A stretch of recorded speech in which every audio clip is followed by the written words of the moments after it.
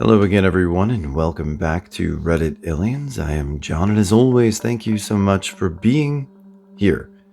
A good topic for you today. We always like this one. Let's do it. What is your near death experience? Please remember to like, share, and subscribe. I was hiking at Enchanted Rock State Park in Texas and took a really stupid path and decided the only option was to scale this ledge of Enchanted Rock free handed. I drastically overestimated my abilities relative to the geology, and there was a moment while I was already well above the ground where I couldn't lift myself up, nor find a stable foothold to not fall. I was one full motion to safety, but I couldn't seem to do it. I was seconds away from my grip giving out and falling onto sharp, protruding rock. I'd have absolutely cracked my skull open or broken a lot of bones if not died altogether. Upon realization that if I didn't use every ounce of my strength right then to climb that, I was going to be effed up or dead, I tried one last time, preparing to let my body rip itself apart if it meant survival. I could literally feel the muscles in my arms, shoulder and back, on the verge of tearing as I managed to force myself up to safety. I was sore across my entire upper body for at least a week and made gym soreness look pathetic. The even stupider part is if I had just walked another 30 yards, I'd have noticed the walking path. TLDR. I'm an impatient idiot who nearly killed himself rock climbing for no reason. I had meningitis when I was a kid, apparently a particularly dangerous flavor. At least it wasn't contagious, so I could have visitors while I was in the hospital. I threw up in school and got sent home with the fever. Then I went to a doctor and was told to take painkillers and get lots of rest. After I told my aunt that my wings hurt, I went back to the hospital in an ambulance. There was so much fluid built up in my spinal column that I couldn't bend my neck at the spinal tap was a relief. But I got the morphine at about the same time, so that may be relevant. Anyway, meningitis sucks. I do not recommend. Six Flags theme park drop ride called The Edge back in the 90s. Shoulder harness unlocked on the way up. I said, "Hey, my harness came off," and the people next to me started shouting, but we were too high up. Guy next to me said, "Better lock your legs." So I locked my knees with my legs against the front and pushed up against the harness and threaded my arms through like a pretzel and dropped. Told him when I got out, and ride was closed for the rest of the day. I was on my way to a school function and slid on black ice. My car went down a ravine and flipped the whole way down 71 feet. Among the process of flipping, I dislocated a shoulder, tore my bicep, cracked my head open, had glass everywhere in my skin, and broke a finger. I then had to wait 40 minutes for the ambulance to arrive. During this period of waiting, I started to go into shock. I then started to lose vision and become very sleepy. I think this would have been the closest experience to death besides my appendix exploding. I was 20, and my roommates and neighbors and I were doing prank wars. At some point, the pranks began to get out of hand, and it turned into us lighting shit bags in front of each other's doors and other dumb pranks. Well, I was working the graveyard shift at a gas station one night and was sleeping during the day. I woke up to one of them handing me a glass of lemonade and a plate of chili. I drank it, ate the food, and left for work. About an hour later, I started feeling weird on my walk to work, like really tired and wide awake. I ended up throwing up in the toilet at work, but had no memory of it. Eventually, I got so tired that I was nearly passing out on the floor, in the middle of the gas station, like on my hands and knees, unable to walk. Eventually, I called my roommate, who worked at the same gas station, to ask him to take over for me, but I could barely get out a coherent sentence. He ended up telling me that they had put a full bottle of Visine in my lemonade as a prank. I guess they had watched Wedding Crashers and thought it would work as a laxative like in the movie. I ended up calling Poison Control to ask them what to do, and the operator started telling me that I had already called in before and that I needed to get my friend to a hospital. I told her that it was my first time calling in about the issue, and she told me, "I'll tell you what I told you last time. There's enough medication in there to stop his heart." It turns out they pulled the prank, then decided to read the back of the box.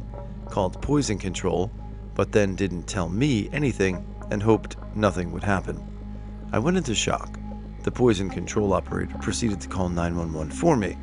I called my boss and told her that I had been poisoned and needed to go to emergency.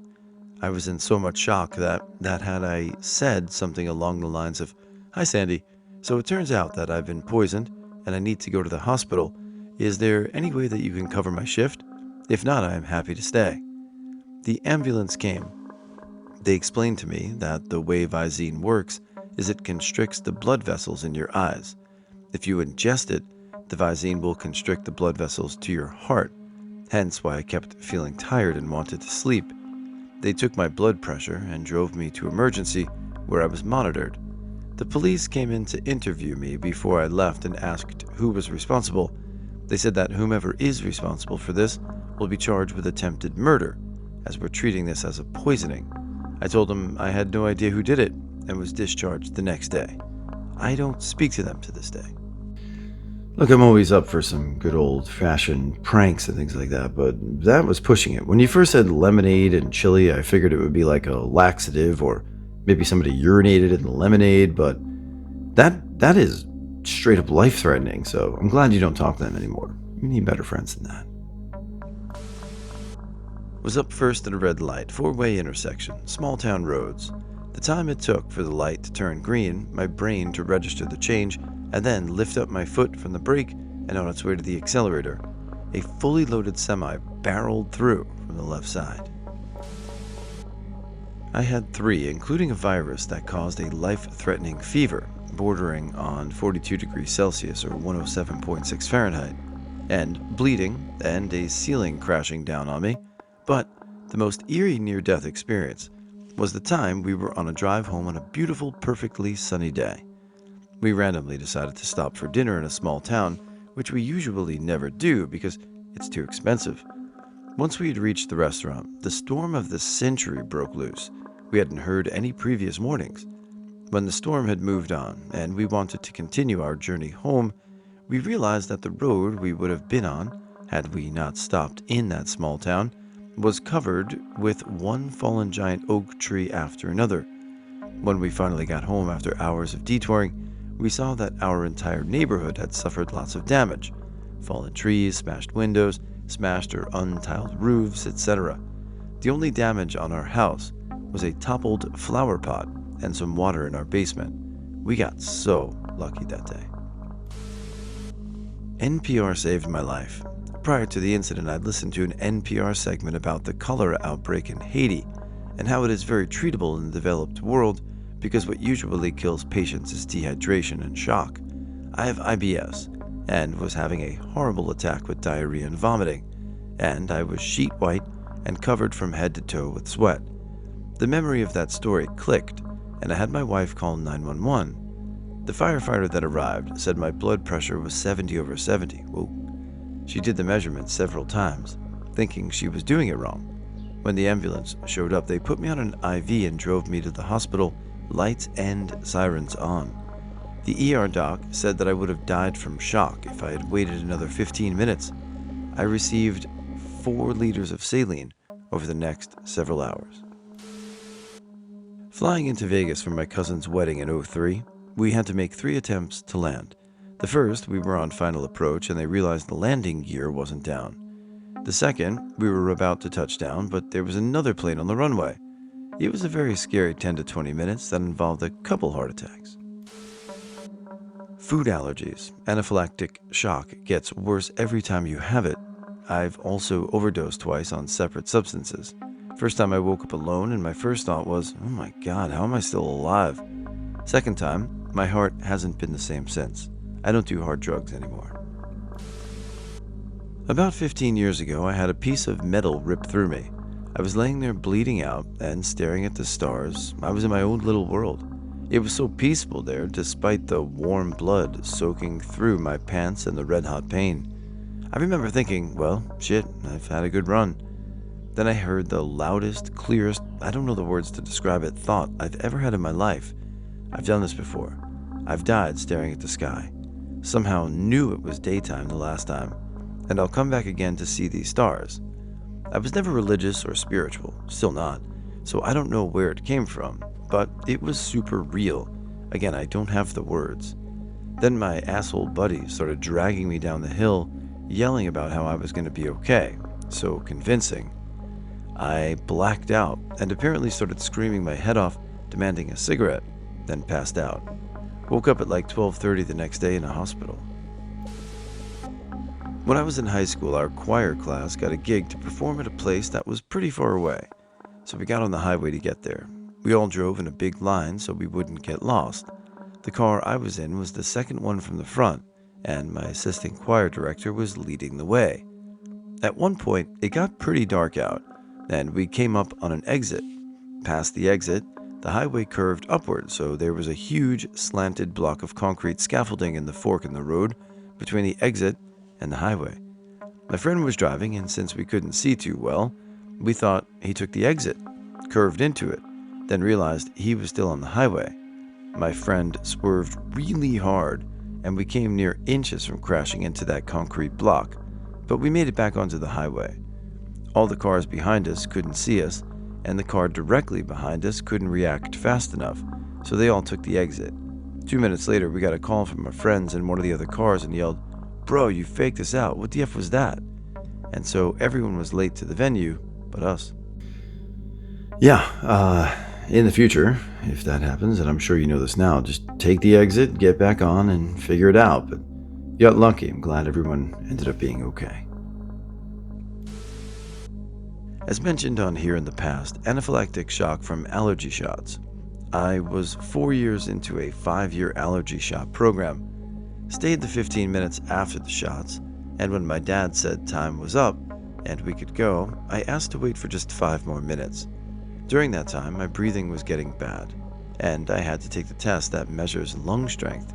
This was a clinic where usually kids went for allergy shots and stuff, so the test was a game where you were like the big bad wolf blowing down 3 little pig houses, straw, wood, brick.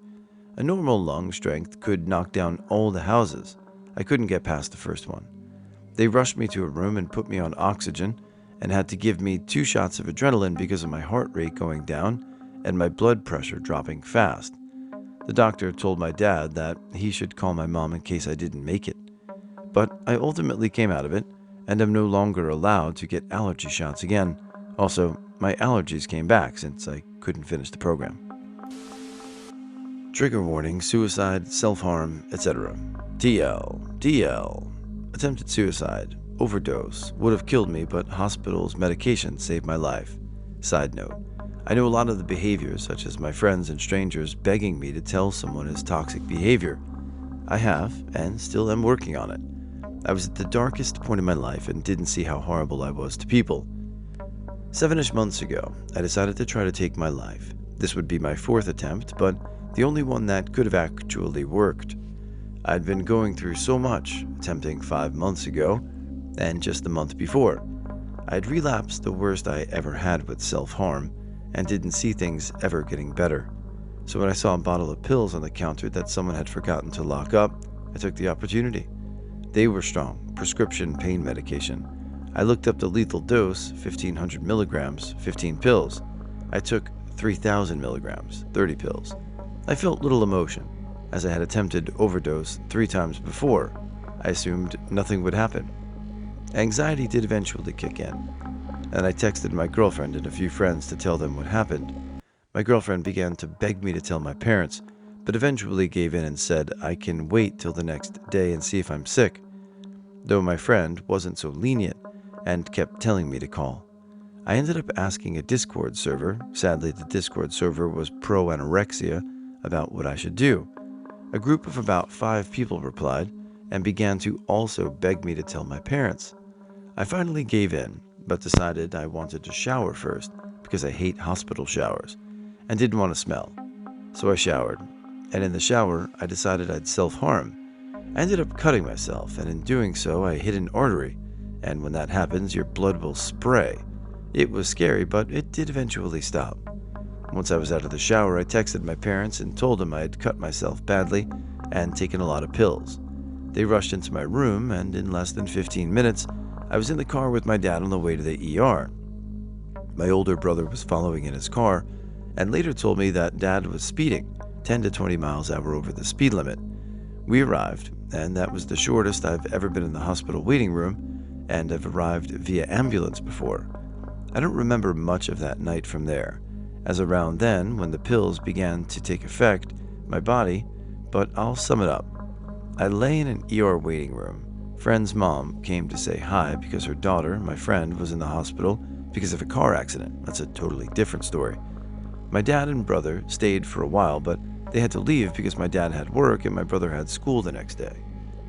I remember I had symptoms that people typically don't get until over 24 hours after the overdose, and I was getting them within 2 to 3 hours after taking the pills. My eyes and head hurt. I was nauseous and couldn't think straight. I know there was more, but I just don't remember. They gave me this medication I needed to drink about every hour. I don't understand or remember exactly what these numbers are or mean, but there's something with your liver count or something, that the healthy and normal number is 10, and critical is as low as 30. At one point my number was around 220. My liver would have failed if they were not giving me this medication. If I didn't go to the hospital, I would have died that night. I ended up getting stitches in my arm and going to the psych ward for about a week, and I'm still doing outpatient care. Well, I hope for whatever it's worth that you're in a better place right now. Clearly, it's a difficult time, and hopefully with the love and support of friends and family, and clearly you know that people care about you, you may be feeling a little bit better, and we hope you are too. I was run off the interstate by a semi. We rolled 1.5 times, hit the cable divider between lanes, then back the other half roll. I don't remember it all, but because of the head injury, I was unconscious for several hours, and then just repeating, "Was this my fault?" for many more hours. Compression fracture in 1/3 of my vertebrae. Every rib associated with those vertebrae was broken too. I still have road debris in my arms. I still have large swaths of memory that are just gone. The pain is unbelievable, and working even 4-hour shifts outside the home would be impossible. But it could have been so much worse. When I saw the photos of my wrecked car, there was a hole in the roof an inch to the left of where my head hit the roof. The hole had been punched clear through the roof of my truck by the divider that kept us from rolling into oncoming traffic. It's a miracle I wasn't impaled or killed in a dozen other ways. One bad 30 seconds can really alter the course of your life. Doing Uber Eats a couple of years ago, going over the Broadway Bridge in Portland, I was impatiently weaving in and out of traffic on a pissing down rainy night, and the light at the end of the bridge turned red faster than was anticipated. This is bad, considering not only that the Broadway has light rail that goes over it, so your wheels are almost always in contact with steel rails rather than asphalt, but also that the light in question stops you at a Y-type intersection and coming off a curved, downward sloping angle like that of a freeway off-ramp. Brakes locked up, did a full 540-degree right through the intersection, and didn't hit anything. I haven't driven that recklessly ever again.